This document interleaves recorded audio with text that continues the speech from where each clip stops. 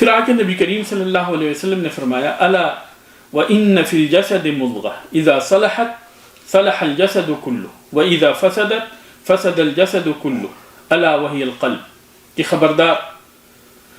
جسم کے اندر گوشت کا ایک ٹکڑا ہے، اگر یہ ٹکڑا درست ہو جائے تو پھر پورا کا پورا جسم صحیح سالم اور درست ہو جاتا،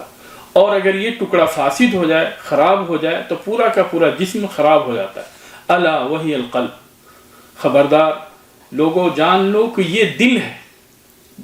یہ ٹکڑا جو ہے گوشت کا، یہ ٹکڑا جو ہے یہ دل ہے۔ مضغہ جو ہے گوشت کے چھوٹے سے ٹکڑے کو کہتے ہیں کہ جس کو کہ آدمی چبا بھی سکتا ہے، یعنی کھانے والا جس کو چبا سکتا ہے۔ تو اس طریقے سے یہ دل جو ہے یہ انسان کے جسم میں ایک چھوٹا سا ٹکڑا ہے، اور حدیث کے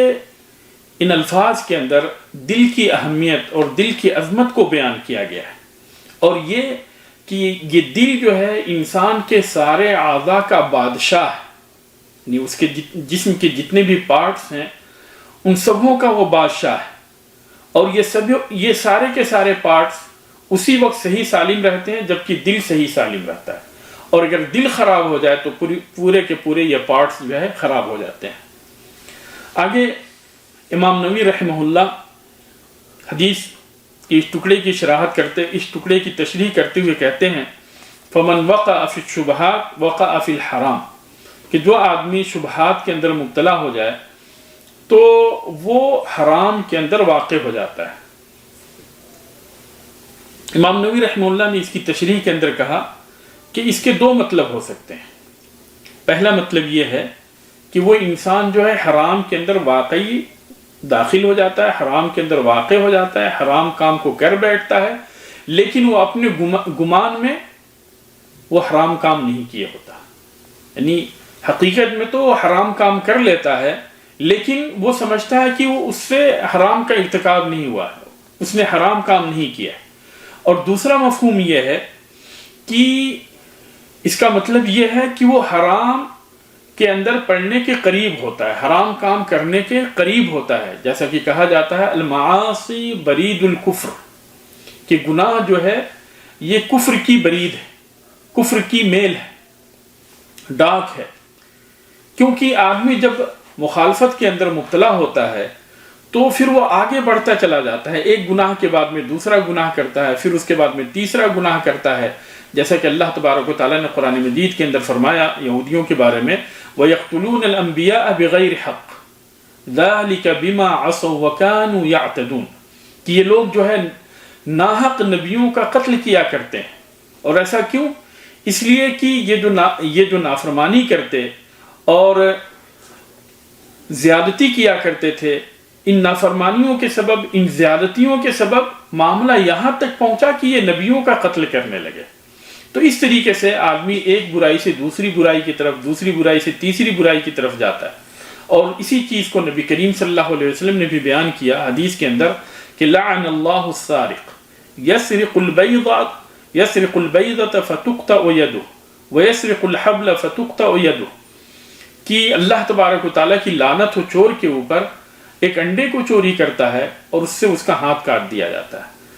اور ایک رسی کو چوری کرتا ہے اور اس سے اس کا ہاتھ کاٹ دیا جاتا ہے، یعنی اس کی ابتدا جو ہے یہاں سے ہوتی ہے، شروعات جو ہے یہاں سے ہوتی ہے کہ چھوٹی چھوٹی چیزیں چوری کرتا ہے، انڈا چوری کرتا ہے، رسی چوری کرتا ہے، لیکن معاملہ یہاں تک پہنچتا ہے کہ وہ بڑی بڑی چیزیں چوری کرنے لگتا جس کی وجہ سے اس کا ہاتھ کاٹ دیا جاتا ہے۔ اگلا نقطہ اس حدیث کے اندر ہے نعمان بن بشیر رضی اللہ تعالی عنہما سے متعلق۔ نعمان بن بشیر رضی اللہ تعالی عنہما یہ چھوٹے صحابہ کرام میں سے تھے۔ جس وقت نبی کریم صلی اللہ علیہ وسلم کی وفات ہوئی اس وقت نعمان بن بشیر رضی اللہ تعالی عنہما کی عمر صرف 8 سال تھی، اور اس حدیث سے یہ پتہ چلتا ہے جیسا کہ انہوں نے کہا کہ سمعت رسول اللہ صلی اللہ علیہ وسلم یقول، کہ میں نے رسول اللہ صلی اللہ علیہ وسلم کو یہ کہتے ہوئے سنا، اور پھر بعد میں جو ہے جب وہ بڑے ہوئے تو اس کو انہوں نے بیان کیا۔ تو اس یعنی حدیث کے اس لفظ سے پتہ چلتا ہے کہ اگر بچہ جو ہے بچپن میں جب وہ اس لائق ہو جائے کہ وہ باتوں کو سمجھ سکے، تو اگر بچپن میں اگر کوئی چیز اس نے نبی کریم صلی اللہ علیہ وسلم سے سنی ہے اور اس کو وہ چیزیں یاد ہیں، تو پھر بڑے ہو کر اگر اس کو بیان کرتا ہے تو اس سے وہ چیز قبول کی جائے گی، یعنی اس کا سننا بھی درست ہے اور اس کا بیان کرنا بھی درست ہے۔ اور اسی طریقے سے اگر کسی کافر نے کفر کی حالت میں نبی صلی اللہ علیہ وسلم سے کوئی چیز سنی اور اسلام کے بعد میں اس چیز کو بیان کرتا ہے تو وہ چیز بھی اس سے مقبول ہوگی۔ اس حدیث کے اندر جو فوائد ہیں ان میں سے پہلی چیز یہ ہے کہ چیزوں کی تین قسمیں ہیں۔ ایک وہ ہے جو کہ واضح طور پہ حلال ہیں، دوسری وہ ہیں جو کہ واضح طور پہ حرام ہیں، اور تیسری وہ ہیں کہ جن کے بارے میں شکوک و شبہات ہیں۔ دوسرا فائدہ یہ ہے کہ یہ جو شکوک و شبہات والی چیزیں ہیں ان کے بارے میں بہت سارے لوگ نہیں جانتے، لیکن کچھ لوگ ایسے ہیں، راسخون فی العلم ایسے ہیں، کچھ اللہ تبارک و تعالیٰ کے ایسے بندے ہیں جاننے والے جن کو اللہ تبارک و تعالیٰ نے علم سے نوازا ہے، وہ ان کے بارے میں جانتے ہیں کہ یہ حلال ہے یا حرام ہے۔ تیسری چیز یہ ہے کہ جو چیزیں مشکوک ہیں، مشتبہ ہیں، جن کے بارے میں شک ہے، تو ان چیزوں سے بندے کو دور رہنا چاہیے یہاں تک کہ اس کی حلت جو ہے بالکل واضح ہو جائے، اس کا حلال ہونا بالکل واضح ہو جائے۔